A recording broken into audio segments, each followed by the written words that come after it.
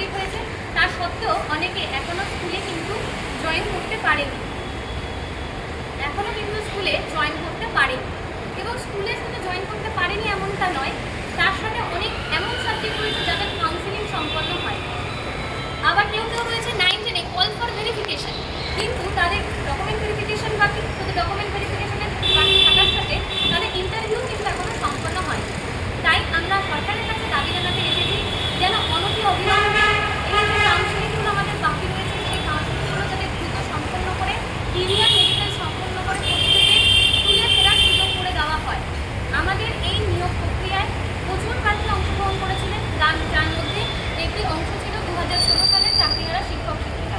তাদের সাথে আমরাও পরীক্ষা অংশগ্রহণ করি, কিন্তু মার্কেটে একটা ন্যারেটিভ এতদিন ধরে ছড়ানো হচ্ছে যে অল ফ্রেশার্স আর ডিপ্রাইভড, কিন্তু এই কথাটি কিন্তু সম্পূর্ণভাবে সত্য নয়, এটি একটি অর্ধ সত্য কথা।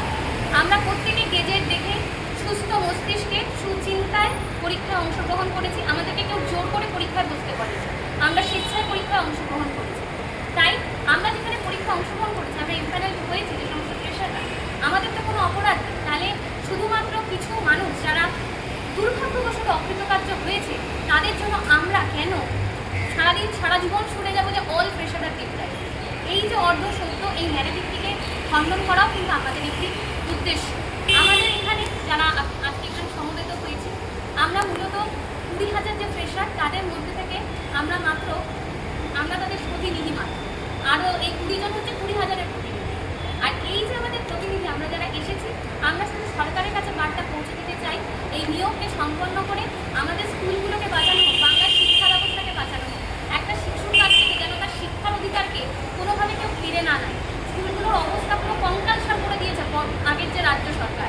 আমাদের এই স্কুলগুলোকে বাঁচাতে হবে। স্কুলের বাচ্চাগুলোর অবস্থা ভীষণ পরিমাণে খারাপ, আসছে যাচ্ছে, মিড ডে মিল খাচ্ছে, বাড়ি চলে যাচ্ছে, পড়াশোনার কোনো ইনফ্রাস্ট্রাকচার নেই, সিলেবাসে একদম দফা করে দিয়েছে আগের সরকার। আমরা ভীষণভাবে এর তীব্র বিরোধিতা করছি এবং বর্তমান সরকারের কাছে আমরা বড়জোরে মিনতি করছি, আমরা আর্জি জানাচ্ছি যেন এসএসসি 2025 নিয়োগ 31 আগস্টের মধ্যে সম্পূর্ণ করা হয়। অলরেডি কিন্তু আমাদের প্যানেলের মেয়াদ কিন্তু চালু হয়েছে, অনেকের রেকমেন্ডেশন লেটারের 90 দিনের ভ্যালিডিটি শেষ হয়ে যেতে চলেছে, এরপরে হয়তো আরও অন্যান্য আইনি জটিলতা এর ফলে আসতে পারে।